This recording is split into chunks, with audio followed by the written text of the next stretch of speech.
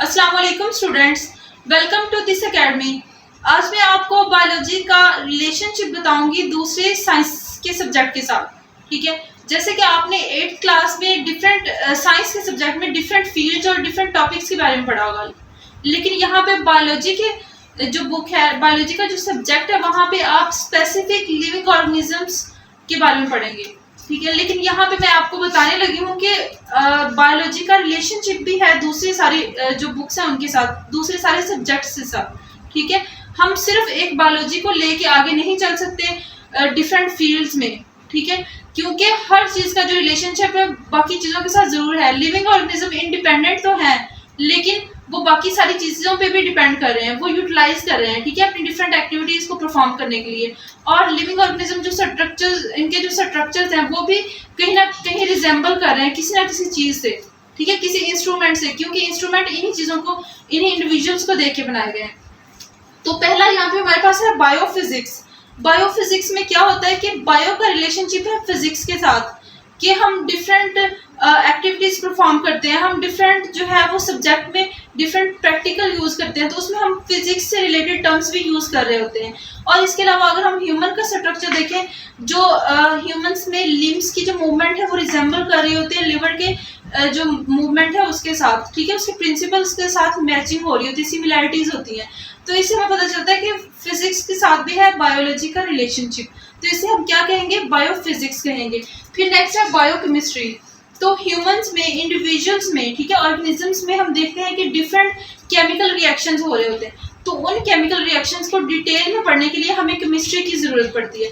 तो इस रिलेशनशिप को बायोकेमिस्ट्री, केमिस्ट्री के रिलेशनशिप को बायो के साथ अगर हम मिला के पढ़ें तो इसे हम बायोकेमिस्ट्री कहेंगे। ठीक है, जैसे कि ह्यूमंस में रेस्पिरेशन हो रही होती है, इसी तरह से प्लांट्स में क्या हो रही होती है, फोटोसिंथेसिस भी हो रही होती है और रेस्पिरेशन भी। तो इन दोनों प्रोसेसेस में क्या होते हैं, बहुत सारे केमिकल रिएक्शन इन्वॉल्व हो रहे होते हैं। खासतौर पे रेस्पिरेशन में कि ग्लूकोज होती है, उसकी ब्रेकडाउन कैसे होती है, उससे पायरुविक एसिड बनते हैं, फिर उससे क्या होता है, एटीपीज बनती है, कितनी एटीपीज बनती है, कौन कौन सा रिएक्शन होता है।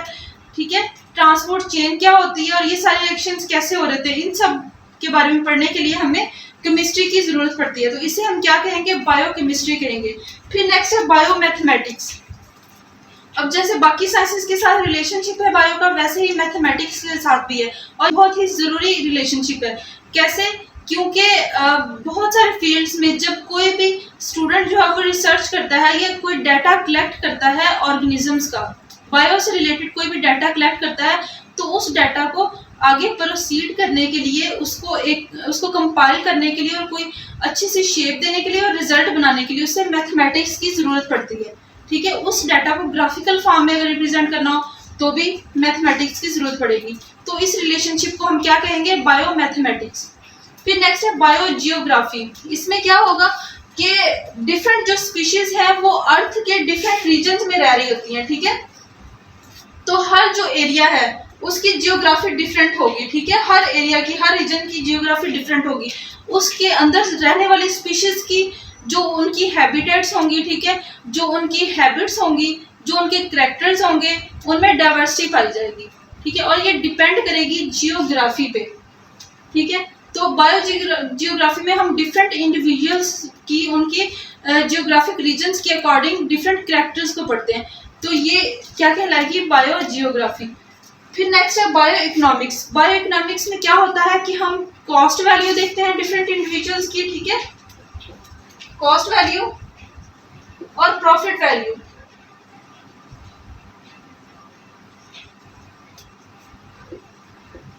जो भी लिविंग ऑर्गेनिज्म होते हैं, ठीक है, इकोनॉमिक्स से रिलेटेड उसके जितने भी फीचर्स होंगे, जैसे कि कॉस्ट होती है, ठीक है, प्रॉफिट होती है, ये सारी चीजें जो जिस ब्रांच में हम इनकी स्टडी करेंगे उससे क्या कहेंगे, बायो इकोनॉमिक्स। तो ये था रिलेशनशिप सब साइंसेस का बायोलॉजी के साथ। ठीक है, आई होप कि आपको इसकी अच्छी तरह से समझ आई होगी। अगर कोई क्वेश्चन हो तो आप पूछ सकते हैं। Thank you. नेक्स्ट है टॉपिक हमारे पास करियर्स इन बायोलॉजी, कि बायोलॉजी को यूज करते हुए कोई भी स्टूडेंट अपनी लाइफ के लिए कौन सा करियर जो है वो चूज कर सकता है और फ्यूचर में किस पोस्ट पे वो अप्लाई कर सकता है। तो यहाँ पे हमारे पास डिफरेंट फील्ड्स मौजूद हैं, ठीक है, जो बायोलॉजी को पढ़ के स्टूडेंट्स इन पे जो है वो अप्लाई कर सकते हैं, ये इन फील्ड्स में जा सकते हैं। तो सबसे फर्स्ट नंबर पे क्या है, मेडिसिन एंड सर्जरी।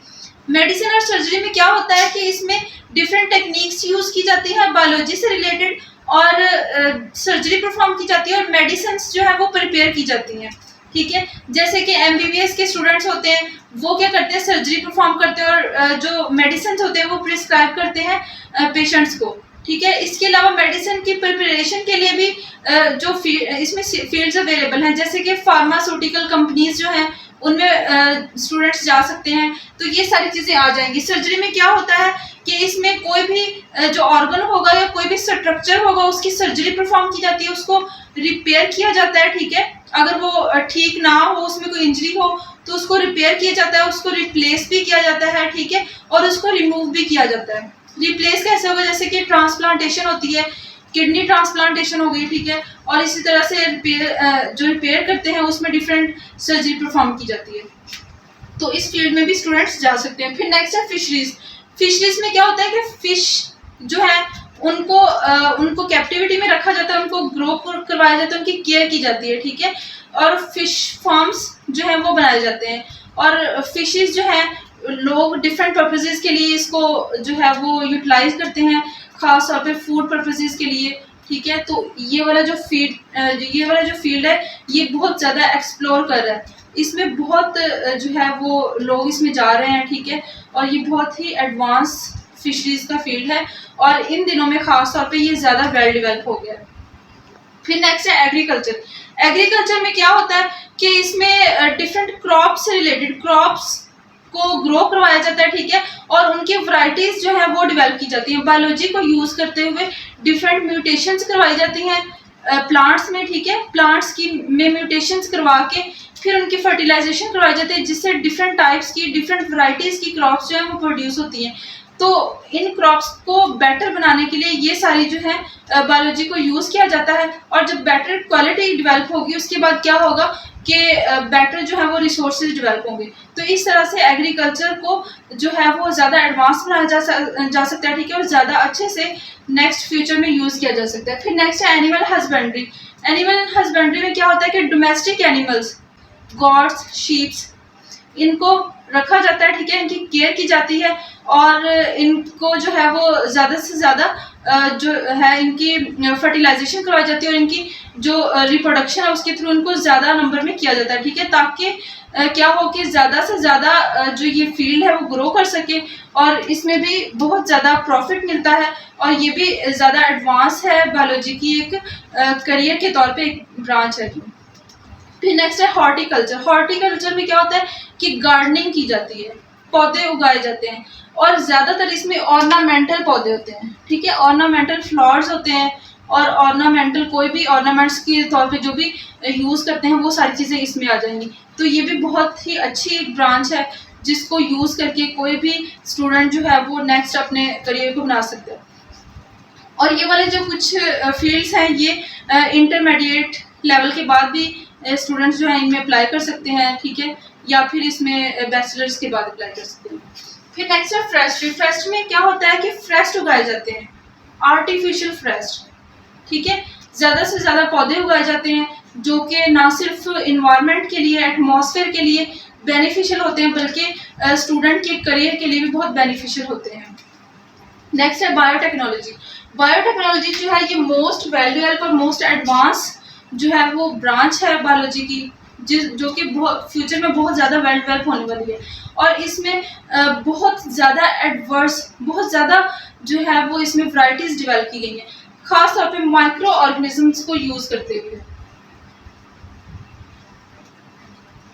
इसमें क्या किया जाता है कि डिफरेंट ड्रग्स भी बनाई जाती हैं, जैसे कि इंसुलिन है बैक्टीरिया को यूज़ करते हुए, इसी तरह से क्लोनिंग की जो टेक्निक है वो भी इसी में आ जाती है, और माइक्रोस्कोप जो एनिमल्स होते हैं, ठीक है, बैक्टीरिया, वायरसेस, इन सब को यूज़ करके तो उनसे डिफरेंट चीज़ें बनाई जाती हैं। तो ये सारी चीज़ें किन में इंक्लूड होंगी, बायोटेक्नोलॉजी में, और ये मोस्ट एडवांस्ड है।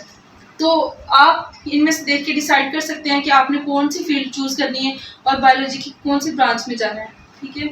Thank you.